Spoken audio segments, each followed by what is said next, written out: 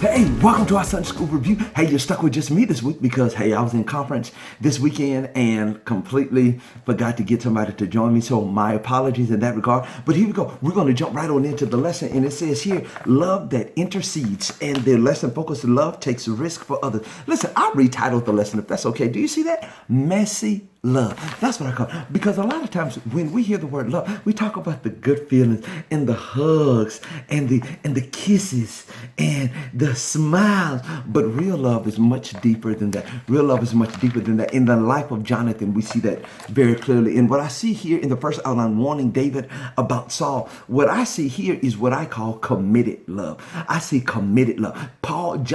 So Jonathan is committed to loving his friend David. His dad is trying to kill David. He's charged the army to kill David because he's jealous of David, because he's envious of David, because he wants the applause that David is receiving. But Jonathan is willing to risk his life. That's love.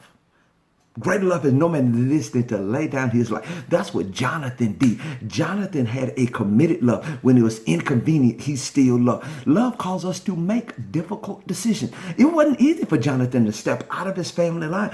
But yes, it was. Why? Because of love. Love makes difficult decisions a bit easier.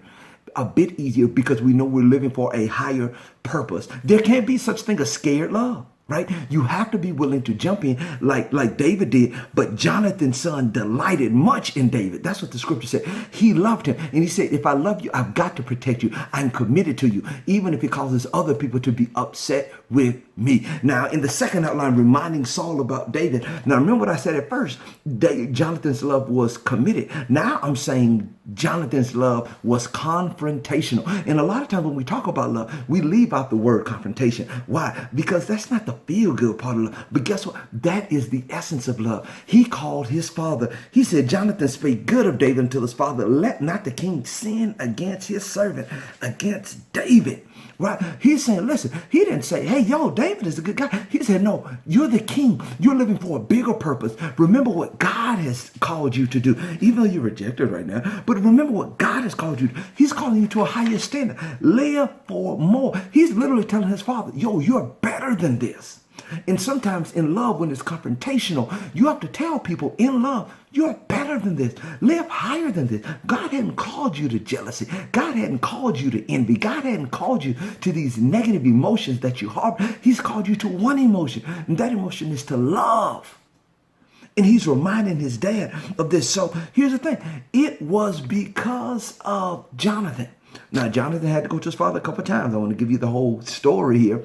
But he was not afraid because love confronts. Remember, love is committed. Love confronts. But notice that here are the two key words that really stand out and what makes your love special. And I want to question you on this. Reconciling David and Saul. And this is what it says in verse 6. And Saul hearkened unto the voice of Jonathan.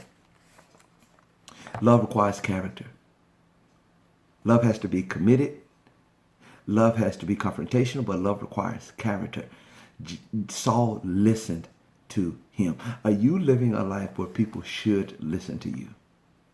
I'm not saying you're doing everything right, but are you standing up for the right causes? Are you doing what is pleasing to God? Are you trying your best to be your best? I'm not saying you got to be perfect. I'm not saying you won't make mistakes, but are you trying your best to be your best? And when you do that in love, guess what? People will listen to you. And a lot of times, sometimes we struggle with, why won't people listen? Why won't people listen? Because they want to feel your love. People will, I think it was Maya Angelou, I may be wrong, but people say, well, people will forget what you do for them, but they'll never forget how you made them feel. And that concept in that regard is love. Now, do I need to work on this? 100%. I need to work on my love being characterized as always speaking the truth in love.